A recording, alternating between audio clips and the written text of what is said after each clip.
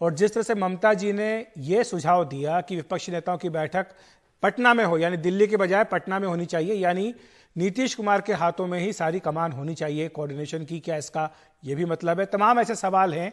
चर्चा करने के लिए हमारे साथ कुछ खास मेहमान जुड़ रहे हैं। कीर्ति आज़ाद साहब हैं, टीएमसी के नेता। हमारे साथ राजीव रंजन जी हैं, जेडीयू के प्रवक्ता।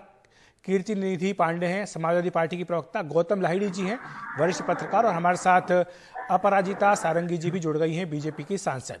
तो ये तमाम नेता हमारे साथ आ गए हैं। आपका बहुत बहुत स्वागत है एनडीटीवी इंडिया पर। सबसे पहले राजीव जी, आपके पास ही आना चाहूँगा।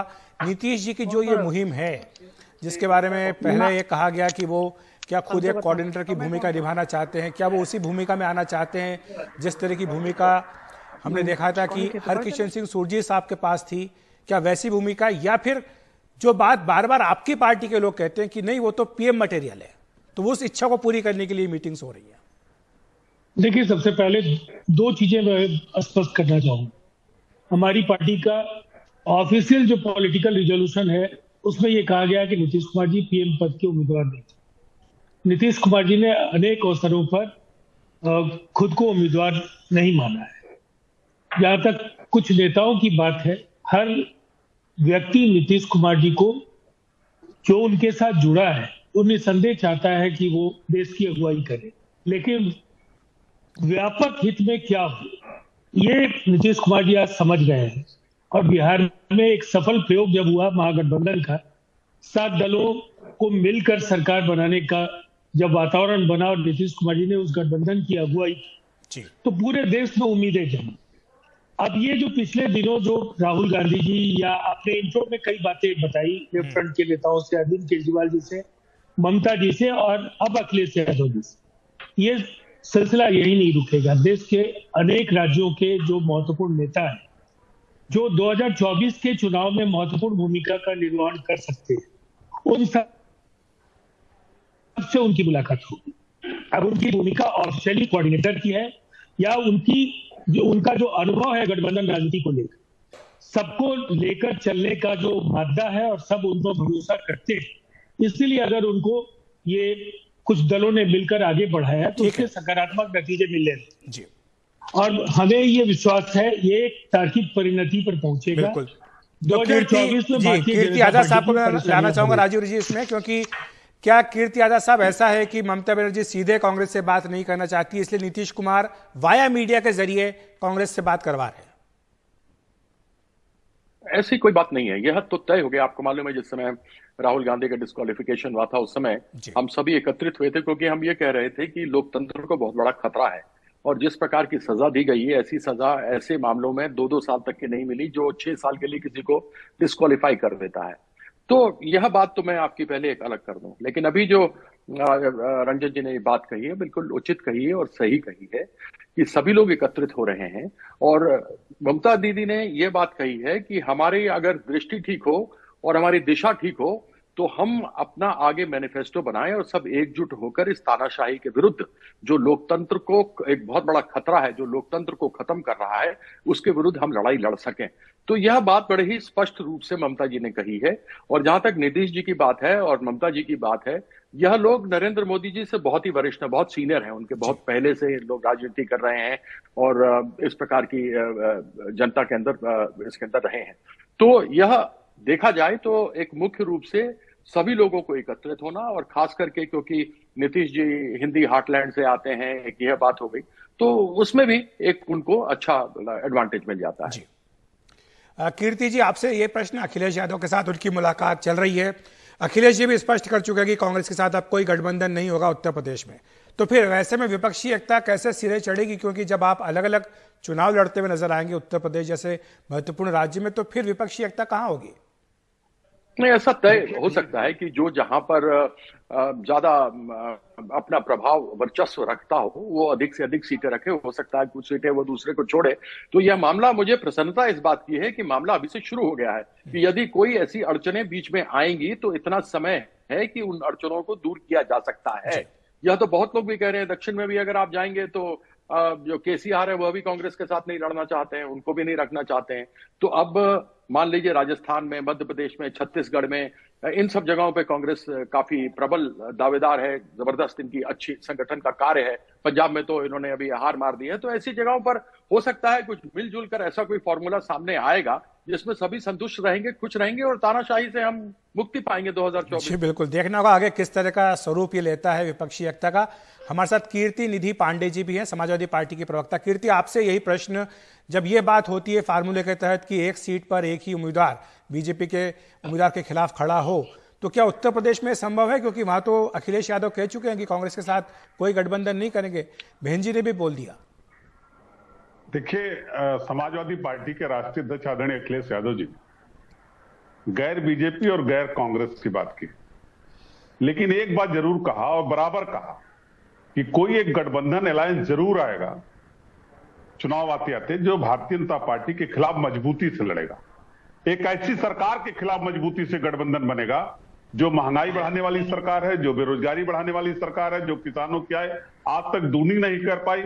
एक ऐसी सरकार के खिलाफ भारतीय जनता पार्टी की सरकार के खिलाफ एक मजबूत अलायंस, मजबूत गठबंधन बनेगा जो भारतीय जनता पार्टी के खिलाफ मजबूती से मुकाबला करेगा और 2024 के चुनाव में एक बड़ा गठबंधन जो बनेगा वही सरकार बनाने का काम करेगा। लेकिन अभी तो चर्चा चल रही कि रायबरेली अमेठी में भी समाजवादी पार्टी अपने उम्मीदवार खड़े करने जा रही, तो फिर कैसे गठबंधन होगा, कैसे सीटों का तालमेल होगा? देखिए, जब गठबंधन होता है और किसी से बात होती है तो गठबंधन में बहुत सी बातें आदमी अवॉइड करता है, बहुत सी बातों को भूलता है। लेकिन जो सवाल राष्ट्रीय अध्यक्ष जी ने खड़ा किया, रायबरेली हो चाहे अमेठी हो, वहां हमारे कार्यकर्ता हैं, बड़ी ताकत में समाजवादी पार्टी है, हम उनकी मदद करते हैं, लगातार कांग्रेस पार्टी की मदद करते हैं। लेकिन जब हमारे कार्यकर्ताओं को उत्पन्न होता तो कांग्रेस पार्टी की जो सीनियर लीडर हैं वो उनकी मदद नहीं कर पाते। उस सवाल को लेकर के आदरणीय अखिलेश यादव जी ने कहा कि हम यहां भी अपना नेता, अपना कार्यकर्ता खड़ा करेंगे और चुनाव लड़ाने का काम करेंगे। लेकिन जब अलायंस की बात होगी, गठबंधन की बात होगी, तो उसका भी रास्ता कोई न कोई निकाला आपको जाएगा। रोकता हूं क्योंकि एक प्रेस कॉन्फ्रेंस अखिलेश यादव, नीतीश कुमार और तेजस्वी यादव की हो रही है, सीधे वहीं चलते हैं। का तो खैर है ही और मिलजुल करके तो हम लोग चलेंगे ही, लेकिन पूरे देश के अन्य जगहों के हित में भी हम लोगों ने बातचीत किया है कि अन्य जो पार्टियां हैं सबके साथ बात करके और उसको एकजुट करेंगे। यही बात हुई, इसी के लिए आए हैं आप लोगों के साथ और अच्छा हुआ, अच्छी बातचीत हुई है, बहुत ठीक रहा। नहीं, वो तो देखिए सब लोग एकजुट हो जाएंगे तो नेता बनेंगे, जो भी बनेंगे काम करेंगे और देश के हित में काम करेंगे। और एक चीज हम बता देते हैं, अपने बारे में बता देते हैं, हमको नहीं बनना, ये अच्छी तरह जान लीजिए। हम सबको खाली एकजुट करने में लगे, अपने लिए हमको नहीं कुछ चाहिए, हम देश के हित में काम करेंगे और बाकी सब लोग होंगे, दूसरे लोग होंगे, सब बैठ करके तय करेंगे। अरे नहीं भाई, अरे तो हम लोग तो उनके शिष्य हैं न जी, हम लोग तो आंदोलन उन्हीं के नेतृत्व में न रहे हैं, तो इसलिए वो तो बात स्वीकार किए। हम लोग जब स्टूडेंट थे और उस समय जब किए, ये बैठे इनके पिताजी और हम लोग सब साथ थे, और उनको हम लोगों ने रोक किया, वो मान लिया, वही उन्हीं के नेतृत्व हुआ है। हो गया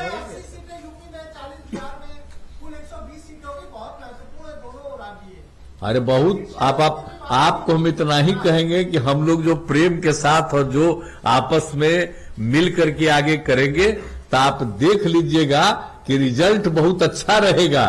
और जो लोग समझ रहे हैं, जो अपना राज करने के चक्कर में तरह तरह का और लोगों को परेशान करते हैं, तो ये सब कुछ नहीं उनका होने वाला। तो और हम लोग समूचे लोग मिलके जो काम करेंगे, तो आप जो यूपी या बिहार का सोच रहे हैं ना, तो जितना सोच रहे हैं उसका अधिकतम इधर ही रहेगा, उन लोगों की तरफ नहीं रहेगा, जान लीजिए पक्का। तो आप ये साझा प्रेस कॉन्फ्रेंस जो लखनऊ में इस समय हो रही है अखिलेश यादव, नीतीश कुमार, तेजस्वी यादव की, वो सुन रहे हैं। नीतीश कुमार ने स्पष्ट किया कि वो खुद पीएम के पद की दौड़ में नहीं है। हमारे साथ अपराजिता सारंगी बीजेपी सांसद भी बनी हुई है। अपराजिता, आपके पास आऊंगा क्योंकि मुझे बताया गया कि गृह मंत्री अमित शाह की भी प्रेस कॉन्फ्रेंस चल रही है, हमें उसमें भी जाना। लेकिन संक्षेप टिप्पणी आपकी, जो बातें आपने अभी तक सुनी, ऐसा लगता है कि नीतीश कुमार हाथ धोकर पीछे पड़ गए हैं। विपक्ष की एकजुटता एक मृग मरीचिका है। 2014 और 2019 के पहले भी इस तरह की कवायद हुई और उस कवायद का क्या नतीजा निकला ये आप जानते हैं जी। इस बार 303 था और मुझे लगता है अगली बार नीतीश कुमार की एक प्रेस कॉन्फ्रेंस भी हुई जिसमें उन्होंने कहा है कि वो खुद पीएम पद की दौड़ में नहीं है, लेकिन सारी पार्टियों को मिलाया जाएगा। और जो ये सवाल पूछा जाता है बार बार कि आपका लीडर कौन होगा, उन्होंने कहा कि ये सवाल का जवाब भी मिल जाएगा। देखिए, जैसा कि मैंने कहा, मैं पुनरावृत्ति करना चाहूंगी, विपक्ष की एकजुटता एक मृग मरीचिका है। 2014 और 2019 के पहले भी इस तरह की कवायद हुई, लेकिन उसका अंजाम क्या हुआ हम सब वाकिफ हैं। अभी विपक्ष विभिन्न खेमों में बटा हुआ, इस बात को याद रखना होगा, और इन सब का एक कॉमन शत्रु है और वह शत्रु भारतीय जनता पार्टी है। लेकिन इन सब की अपनी अपनी शर्तें हैं। कुछ ऐसे राजनीतिक दल हैं जो कांग्रेस के बिना आगे बढ़ने का सोच ही नहीं सकते हैं।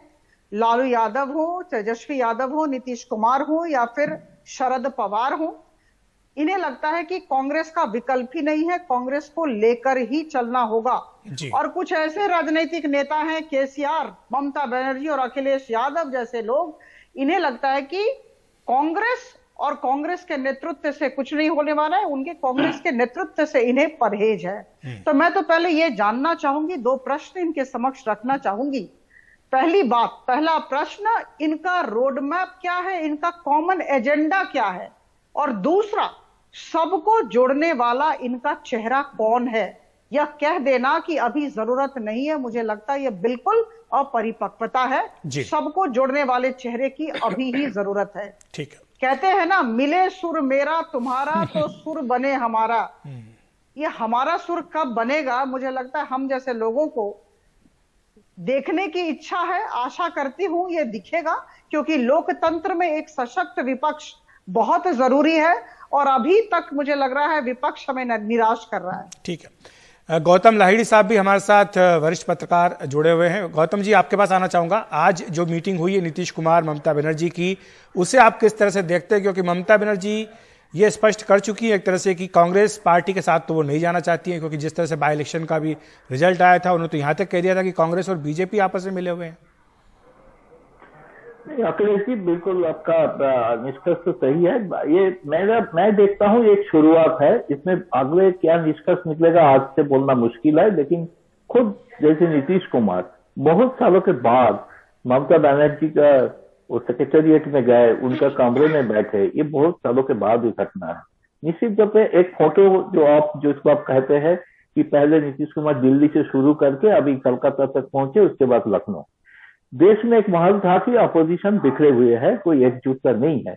ये कोशिश है, अभी यही इसी तरह से देख रहा हूँ। लेकिन इसने विरोधाभास किया, जैसे बंगाल में इसी मीटिंग के बाद वहां का जो स्थानीय इकाई कांग्रेस है, वामपंथी है, वो ममता बनर्जी के खिलाफ उसका मुहिम जारी है, उसमें कोई नरमी दिखाई नहीं पड़ रहा है। तो बंगाल में तो इस तरह का कोई, जो आप अगर अलायंस कहेंगे, तो इस तरह का सीट का बंटवारा बंगाल में होना तो अभी तक मुश्किल लग रहा है। वहां पे 1:1 फाइट होना बहुत ही मुश्किल है। लेकिन ये है कि ममता बनर्जी के साथ भाजपा का ही लड़ाई होगी वहां पे वामपंथी कांग्रेस फिलहाल अभी कोशिश कर रहा है, लेकिन वो कितना कामयाब होगा आज बोलना बहुत ही मुश्किल है। लेकिन ये है राष्ट्रीय स्तर से जो भविष्य में क्या होगा, इसका एक रूपरेखा अभी तो तय नहीं हुआ है। जैसे एजेंडा का चेहरा का तो समस्या है, ये तो बात सही है, बीजेपी के पास एक चेहरा है, अपोजिशन के पास कोई चेहरा नहीं है। लेकिन राहुल गांधी के ऊपर डिस्क्वालिफिकेशन आने के बाद एक सुविधा कम से कम हो गया है, राहुल गांधी मैदान में नहीं है, इसलिए बाकी लोग, शायद कांग्रेस ने नीतीश कुमार को जिम्मेदारी दिया है, आप एक कोशिश कीजिए। कोशिश करने के बाद जैसे ममता बनर्जी चाहते हैं कि पटना में हो, क्योंकि वो दिल्ली में शायद नहीं आना चाहते हैं, ताकि लगे कि कांग्रेस फिर से सामने आ रहा है। वो कांग्रेस के साथ तो उसको दूरिया है, वो रहेगा, लेकिन राष्ट्रीय स्तर पे वो कोशिश करेंगे कांग्रेस के हाईकमांड, आला कमांड को प्रेशर डालते, ताकि बंगाल का कांग्रेस जो है उसको थोड़ा नरम किया जाए। जी, बहुत बहुत शुक्रिया आपका तमाम मेहमानों का हमारे साथ जुड़ने के लिए, विस्तार से समझाने के लिए कि जो विपक्षी एकता के प्रयास नीतीश कुमार कर रहे हैं, उनका आखिर आगे जाकर के किस तरह का स्वरूप बनने जा रहा है।